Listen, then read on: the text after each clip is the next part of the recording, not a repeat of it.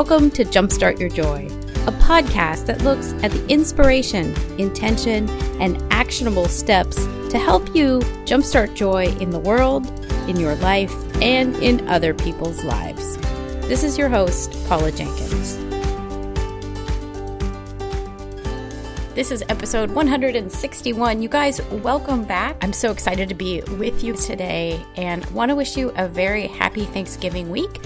We're celebrating Thanksgiving on Thursday here in the United States, and so I hope that you're able to celebrate and that you have a warm and lovely Thanksgiving holiday surrounded by the people that you care most about in this world. And I wanted to also say thank you so much to all of you. There were so many people who wrote in and offered amazing feedback in last week's episode 160, which was the kickoff of season 4.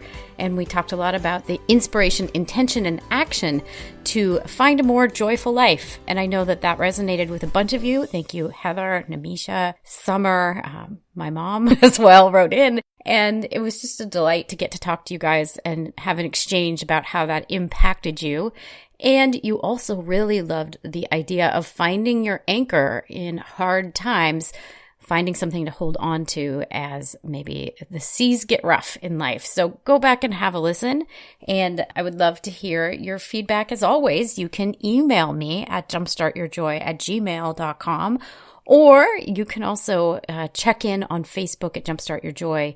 It is a page that goes along with the show, and that's where other people got in touch with me. So love hearing from you. This week on the show, I'm doing a solo cast, which may be a little bit of a surprise. I was going to air an episode with Sarah Von Bargen, which is recorded and ready to go, but seeing as how this idea of inspiration, intention, and action really struck a chord with so many of you that I kind of had what the fly lady, Marla Silly, would call a God breeze as I was getting ready to get this episode up for the week. And it was, let's do a solo cast on a very practical matter and use that lens of inspiration, intention, action to talk about how to go from potentially stressful and anxiety-filled and kind of overwhelm or uncomfort in the holidays. And I know many of us have those feelings. Maybe it's around a specific dinner or event that we might be attending with family and friends, but that how do we go from stressful to joyful for the holidays? And that's what I want to share with you guys this week. Seriously, this episode kind of hit me all at once and wrote itself. So if you were the one that this was meant for, I would love to hear from you because I am certain that there are many of you out there that will really glean something from this episode. And I cannot wait to talk a little bit more about how to intentionally make room for joy during the holidays, whether you're visiting or hosting family, or maybe you're a guest at an event. So before we get to the show itself, let's go over a little of the housekeeping, as I like to call it. So if you're new or curious about the show or both, welcome. I'm so glad that you're here. And the show has a home at jumpstartyourjoy.com, and you can find 60 past episodes there about joy. You could also find out more about me, Paula. I'm a project manager of 20 years and a certified life coach, and this show is really one of my greatest joys. So I'm glad you're along for the journey. You can also find out more about the show notes. I do these for every episode. It'll give you a couple links and a little more in-depth information. And in fact, there's an entire set of actionable ideas, I'll talk about this in a minute, that will go along with this episode. And you can find it at jumpstartyourjoy.com/joyful holidays. There's an S on the end, joyful holidays. Or if you're on the iTunes app on your Apple device, you can probably tap through just to show notes and most of it will be there. And if you love what you hear, it would be a great Thanksgiving gift to me if you would head over to Apple or Google and subscribe and leave a review or a rating for the show. That helps other people discover it, and I would be so grateful. Thank you so much, as always.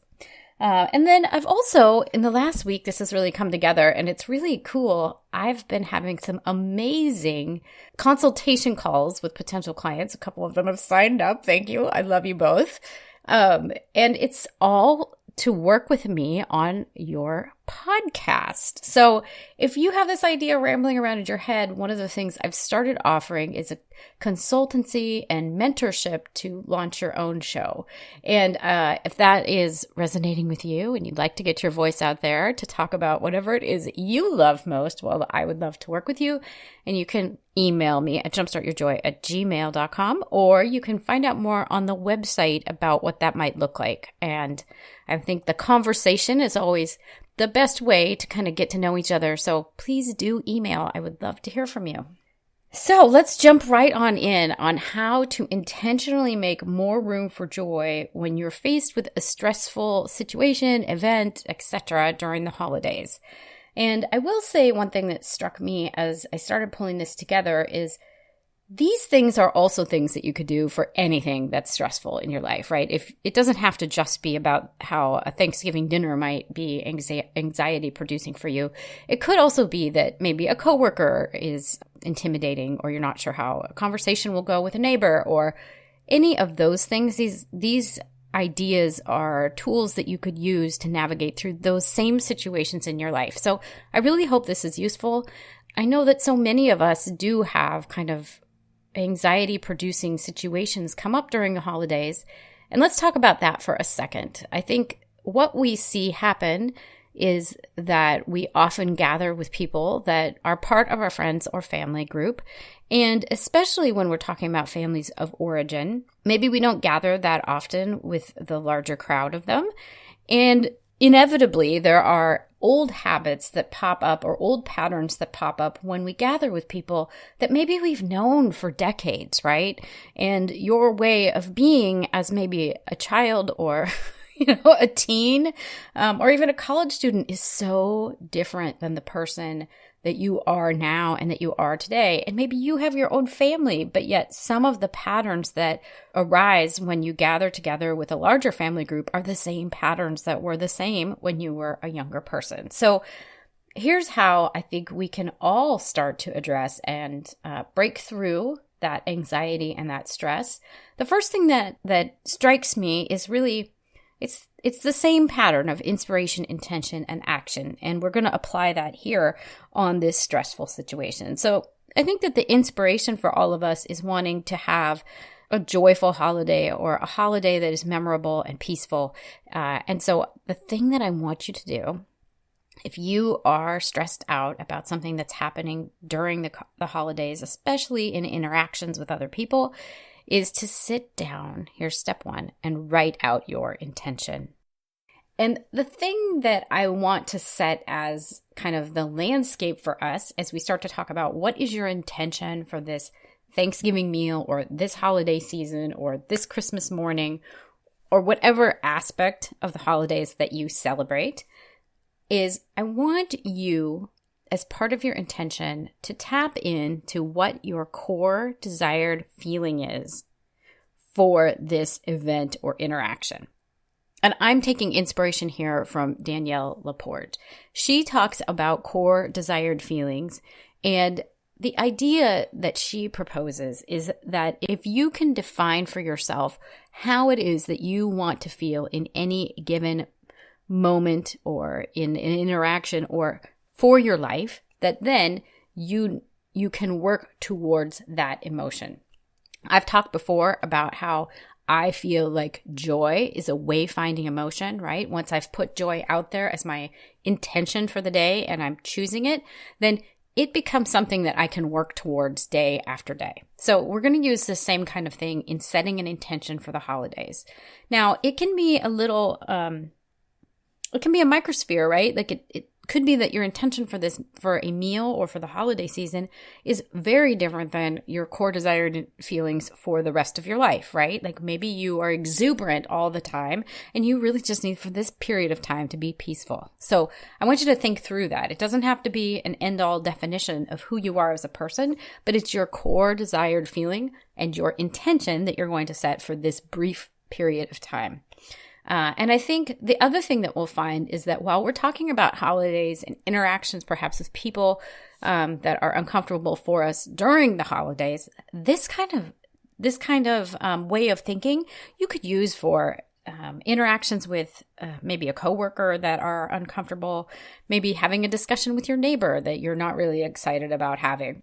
This kind of prep work is something that you could do for any place that you're feeling some sort of anxiety. So we're going to set the intention for the meal or our visit, or if we're visiting somebody else's house, having people over. What is your core desired feeling and your intention for this event?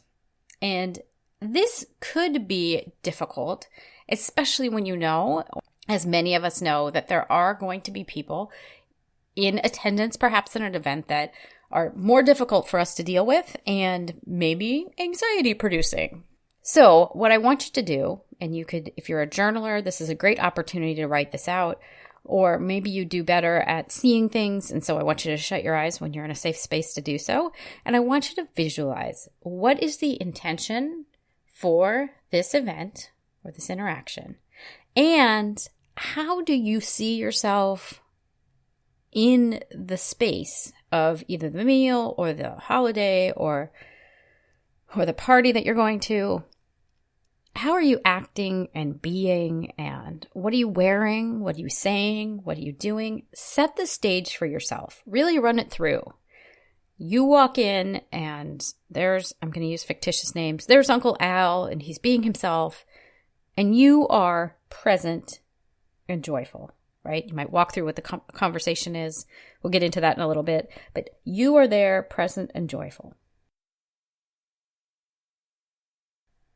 Okay, and as we are setting intentions, there's a couple of things that I want you to be aware of and maybe on the lookout for that might that might make this hard and might even, in fact, try to derail your best intentions here of setting an intention. The one thing is, whenever you try something new, right? Something that is out of the ordinary and that feels new and slightly vulnerable, oftentimes your inner critic will wake up and it will have a lot to say, at least mine does, about, oh my gosh, we're making change. So a couple of things here. One, in your desire to have a different outcome for this event than maybe is usually the pattern, let's stop and think. A lot of us have habitual ways of being with a family group or a friend group that are so ingrained. They've been there for decades.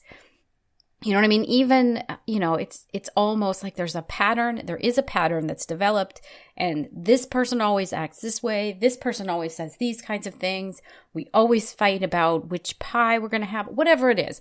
There's probably some of those patterns that are deeply ingrained with the group, and that is probably, I'm guessing, some of the root of why you're feeling anxiety about the event.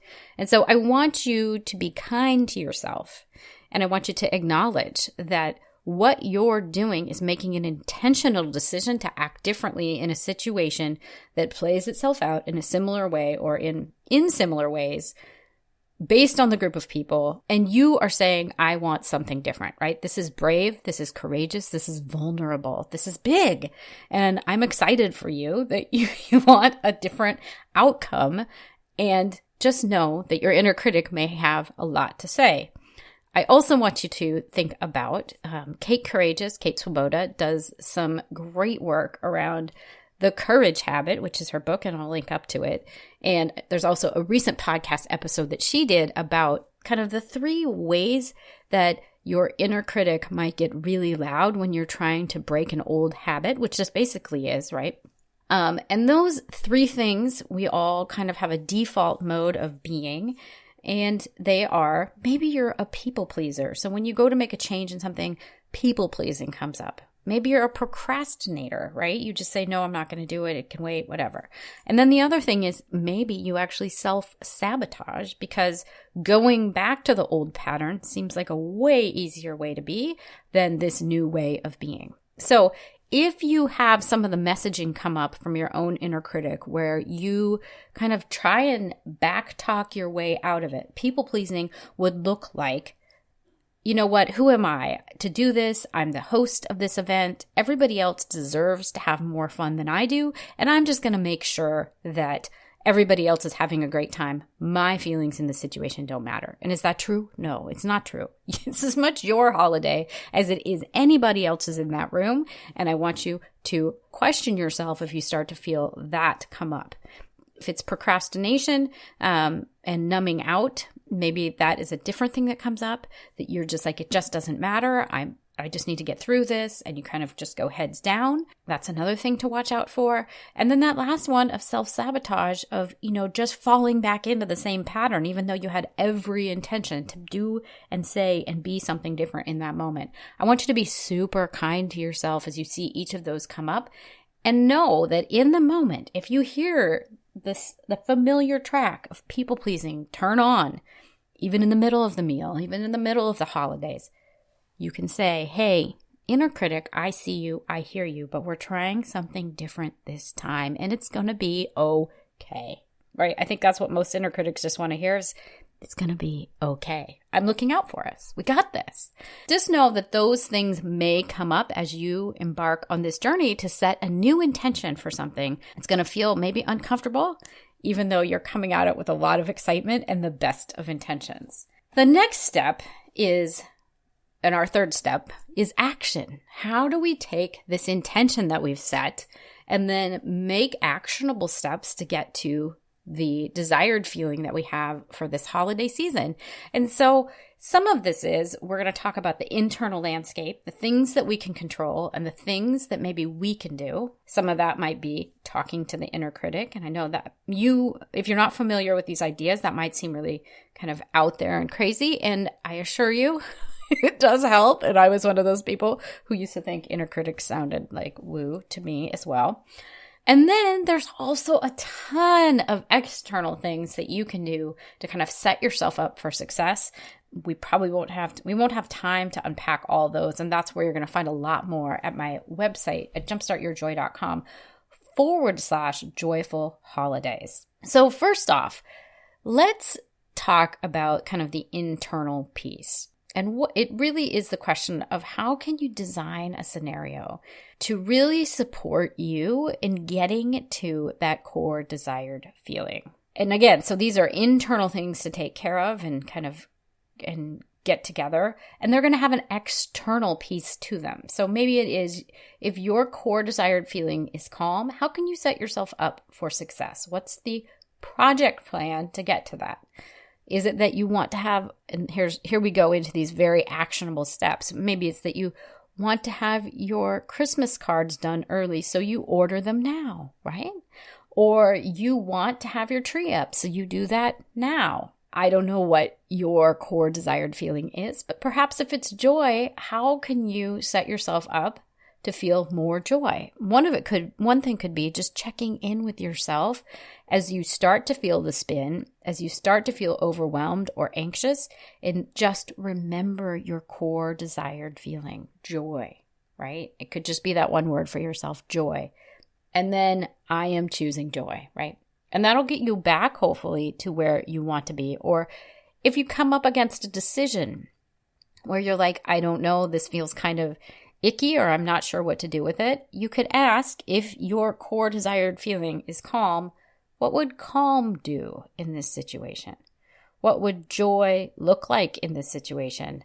How can I bring more love into this situation? Love's always a great one to ask. What would love do here is a great question to ask yourself if you're ever feeling that kind of icky overwhelm.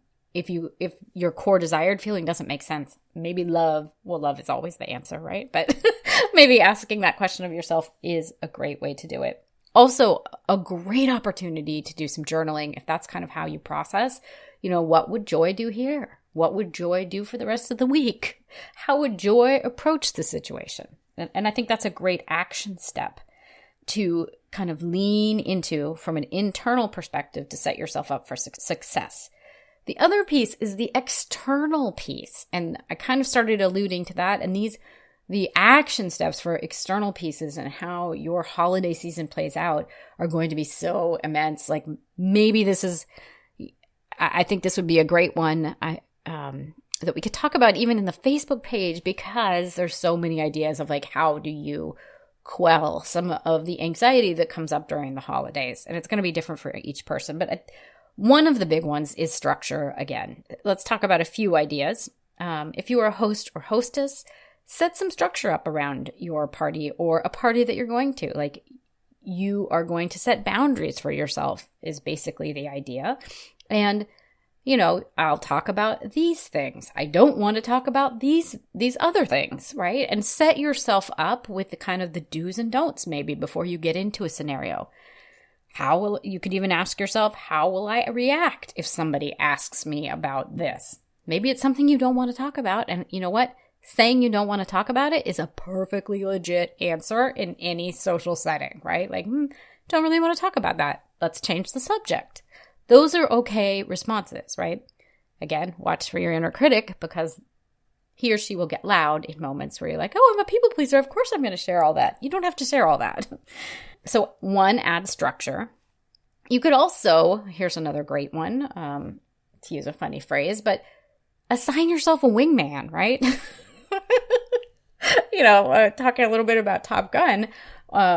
But if you're in a scenario where you're going with a partner or a friend or another family member, and it's somebody that you trust, maybe you guys can talk through it before you get to the event. I think sharing and setting yourself up with success and some structure might mean that if you are consistently having a really hard time with a specific event, maybe it's visiting your in-laws, or it is a specific, party that is for your partner's company or whatever, I believe it is totally appropriate that hopefully you have the kind of relationship where you can go to your partner and say, look, this is creating a lot of anxiety for me. Could we talk about how we want to have this thing play out? Because I would really like to get some support in this area. Now, of course, this is a little bit vulnerable. If you haven't had these kind of conversations with a partner before, it's new territory. But I encourage you to do it because it's going to, one, open up lines of communication with someone you love. It's going to give you the support to get your core desired feeling. And hopefully it will also encourage the dialogue of ongoing things. How can you start to design your relationship with that person together so that it looks like it's something that's really supportive to both of you, right? That's beautiful. That's amazing. So in this situation, maybe it is ask for the help that you need. And if you have a wingman, a wingwoman, whatever it is, encourage them, bring them in, and have the discussion before you enter the scenario. It could also be that you have that same kind of a discussion with your kids if you have them. Like, honey, I really need for you to do X, Y, and Z at this party. Can you make sure you listen? This is a big deal, whatever. Have the discussion before you get into the scenario so that everybody's on the same page about either if there's expectations or things that need to be looked out for or conversations you don't want to have or whatever it is. Like, have the discussion up front with them so everyone can work together to kind of have an amazing time. I think there's also some really other basic structural type things, like if it is a visitation to a group out of state, it's totally appropriate if you don't care to stay at that person's home, even if they've invited you, to stay at a hotel if that gives you the space for the joy or calm or peace or whatever that you need. Totally appropriate to excuse yourself from the table if you just need a breather. you want to step outside if you can. Like, I want you to think through, if you're going into a situation where you're out of your home and maybe you're a highly sensitive person, what would joy look like from even a larger perspective? What would calm look like from a larger perspective when you know you're going to be out of your home element and staying elsewhere? Especially helpful if it's really out of your element and you're visiting family you don't usually see or in-laws you don't know so well or whatever, right? So think about that. Maybe journal through it. What do I need in this situation for this core desired feeling to be most possible? And I think if you're also the host of an event, how can you make that core desired feeling for yourself come to life for your guests? So if your core desired feeling is connection, maybe, then before a meal starts, if you have people that don't know each other, you make sure to have like a little non-cringy, ice-breaking game where people introduce themselves, right? Maybe it is if you want to have more ease during your meal and you're feeling stressed out about creating dessert, that you ask people to bring cookies, and a cookie decoration station is part of the fun of the event, but it also helps support your core desired feeling of making dessert easeful, right? So what's your answer that can be a little bit out of the box, but how do you get there for you and bring the other people that are there into what it is that you desire to create, right? And it's going to be positive in the end. And that's why the communication and getting super clear on what you want is going to help everybody get there. Because when you are aligned with what you want, I bet everybody there is going to have more of what they want too. The last thing that I will say about, maybe another little thing to check on yourself with is, and this has been immensely helpful to me as well in many situations, is something that Byron Katie talks about in her book, Loving What Is. And it is that there are 3 types of business in the world. There's my business, there's your business, and there's the universe or God's business. And maybe this is just a lens to bring with you as you start to embark on maybe what feels like a stressful situation. Is when you enter this situation, remember that the only thing that you have to focus on and the only thing that you can truly impact in your life is the stuff that is your own business. So, I think it's worth really asking the question, if you feel yourself triggered and starting to spiral on something, is this something that even involves me? I think it's easy to dismiss that and to allow yourself to not get triggered because it doesn't involve you at all, right? Keep your eyes on your own page and don't let yourself get triggered. Even if that's an old habit, try and resist. If it is someone else's business or God's business that you can't impact at all, try and just let it be if you can. And that's a big challenge. So I'll just put it out there. That's a work in progress and definitely a practice that I'm working on as well. Hopefully these are a lot of really great ideas that help you to enjoy the moments of the holidays, because it's so easy to get lost in the hustle of either hosting an event or attending an event. And I think really spending that time to set your intention of before you kick off the event or go to the event or have the holiday season, what is it that to ask yourself these questions of what do you want to remember about this season or this meal? Where can you drop in and be truly present in the moment? How can you let go? It doesn't need to be a selfie moment, right? The table doesn't have to be Pinterest worthy. You don't have to document every thought or action of people. But how can you find a moment for yourself to truly slow down and feel the emotions? Check yourself. Am I feeling the core desired emotion that I set out for myself here? And it's an invitation, once you have that intention set, to have conversations. Genuine, heartfelt questions can be asked of people around you. How are you feeling? And mean it, right? When you ask that question, mean it. And listen for the answer. It's also an invitation to show that you're someone who really cares about the rest of the people, because I know you do. You are big-hearted and you do care about all of these people in the room. And how can you be someone who is truly there and celebrating and loving and connecting and being joyful or calm or present or carefree, peaceful, whatever your word is? How can you be more of that in the room in every interaction? So that's the thing that you're looking for. That's the tone that you're setting, and it will set it for others too. So there you have it.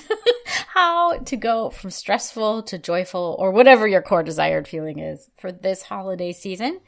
To get those actionable tips and ideas, along with the links to the books that I've referenced here, you can go to the website at jumpstartyourjoy.com/joyful holidays.